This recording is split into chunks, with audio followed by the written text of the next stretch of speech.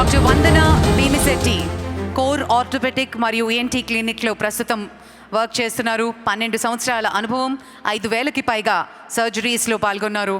Doctor Vandana Bhimisetti.